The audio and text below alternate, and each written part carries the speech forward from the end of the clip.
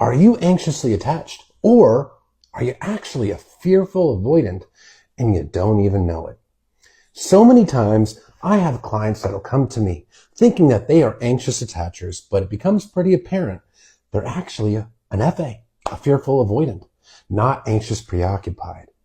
So how do you know if you're actually an anxious attacher or if you're truly a fearful avoidant? There are a lot of commonalities, but there are some differences. Let's get into it. The first difference really starts in childhood. Anxious attachers generally grew up in more stable environments. They might have a parent that's narcissistic, they might not. But generally, they usually have both parents in the household. Generally, not capital T trauma. There might be some hot and cold behavior from a parent or parents, but their basic needs are generally met. Food, clothing, shelter. And their emotional needs are met sometimes. They might have one parent that's completely emotionally available, one that's not. Or they have both parents that are emotionally available, but something happens. Maybe both parents now have to work 2 jobs and they're less present in the house. And what it teaches the child at a young age is that when your emotional needs are being met, they can be taken away from you, which creates anxious attachment. It's that fear of having the emotional needs taken away. The primary wound being abandonment. Even if they weren't actually abandoned by a parent or a caretaker, getting the needs taken away is emotional abandonment, and that is the core wound. Anxious preoccupied, they do not have a dismissive avoidance side. Fearful avoidance, on the other hand, they have disorganized attachment. They have both an anxious preoccupied and dismissive avoidant attachment style, and they can fluctuate back and forth between the two. Now, fearful avoidance generally grew up with a little bit more volatility and chaos, more often broken homes. They too often had a narcissistic parent, not always. Sometimes they had capital T trauma, or they grew up in environments where there was betrayal. For example, one parent cheated on the other. The house got broken up. Maybe even some emotional or even sometimes physical abuse. But there was chaos and volatility in a way that there really wasn't with the anxious attacher. Now, the core wound for the fearful avoidant is not abandonment. Yes, they fear abandonment too, but the core wound is betrayal. In some way, shape, or form, they had a parent or caretaker that betrayed their trust. And their emotional needs were not consistently met. And what they learned is that when you get too close to somebody, you get hurt, you get betrayed. Maybe it was a parent cheating and leaving. Maybe it was some sort of emotional or physical abuse, but in some way, shape, or form, that trust was broken. So now they carry the core belief that love equals pain, it equals betrayal. And yes, betrayal leads to abandonment, but the core wound for anxious preoccupied is abandonment, and the core wound for fearful avoidance is betrayal. These core wounds will affect how they show up in the relationship. The anxious preoccupied is generally not going to initiate much in the way of conflict. They're generally going to avoid conflict, and some of them can actually fear conflict just as much as a dismissive avoidant. They don't like conflict at all. Yes, they can engage in it, especially if provoked, but they generally don't initiate much conflict. Of course, there's exceptions.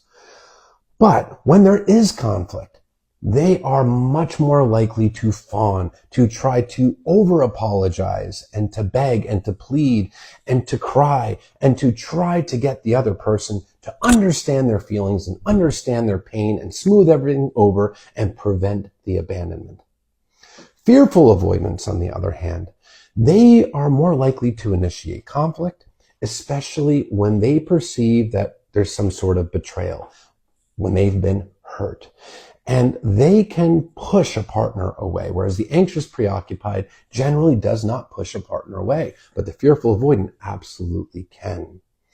And they can become quite cold during conflict. They can essentially shut down and sometimes be very cold and cutting with their words, trying to essentially even the playing field, trying to get the other person to feel their pain. The anxious attacher will try to get the other person to understand their pain. The fearful avoidant will often try to get the other person to feel their pain. Not because they are trying to punish in a narcissistic way or anything of the sort, but because they want to be seen and understood and heard, and that is their method. You hurt me, so now I hurt you. Well, now we're even. And the fearful avoidant is far more likely to do those pushes away, to self-isolate, to distance. Whereas the anxious preoccupied is so afraid of abandonment that they are never really wanting to pull away, push a person away. They're always wanting to smooth things over and make sure everything is good. The fearful avoidant is going to be much better at self-regulation because they do have that avoidant side. They can calm themselves, whereas the anxious preoccupied really struggles with self-regulation, and they really have a very hard time feeling okay and feeling calm and feeling happy and comfortable when there's distress in the relationship or distress with their partner. Anxious preoccupied, much more likely to be a people pleaser, essentially sometimes even morphing themselves to mirror the interests of the other person to earn their affection and stave off abandonment. Fearful avoidance, on the other hand, they really are much more willing to take that space to regulate themselves. And they largely get triggered into the anxious mode with a partner that's emotionally unavailable, a partner that has walls off, and it puts them into that anxious mindset of having to earn the love. Whereas the anxious attacher is generally going to be anxious regardless of who they are in a relationship with. Anxious attachers are more likely to last in relationships with partners that are emotionally available, ones that are maybe mildly anxious or secure. Fearful avoidants are much more likely to latch on to emotionally unavailable partners, but push away emotionally available partners. They can last a long time in relationships with narcissists or dismissive avoidants, constantly trying to earn that love. But when they get into a relationship with somebody who is secure to mildly anxious, their avoidance side will kick in, becoming way more hypervigilant, looking for any signs of inconsistencies that prove that betrayal is coming, and use that as an excuse to create emotional distance and push their partner away. But meanwhile, they long for that deep love and connection because they really are in touch with their emotions. They want the intimacy, but when they get it, it triggers the betrayal wound and they feel unsafe. But they can last with the unavailable partner because the unavailable partner, even though they do betray them, there is no intimacy, which doesn't really trigger that betrayal wound in the same way.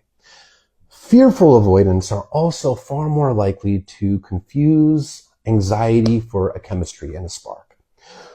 Now, due to that volatility and that trauma, the chaos, the betrayal that they experienced as a child, when they do get in front of a person that's emotionally unavailable, such as a narcissist or a dismissive avoidant, their subconscious recognizes that this person is emotionally unsafe and signals anxiety, but their conscious mind confuses that anxiety with excitement, healthy excitement, a chemistry or a spark, when in reality it's their nervous system trying to warn them that this person's unsafe.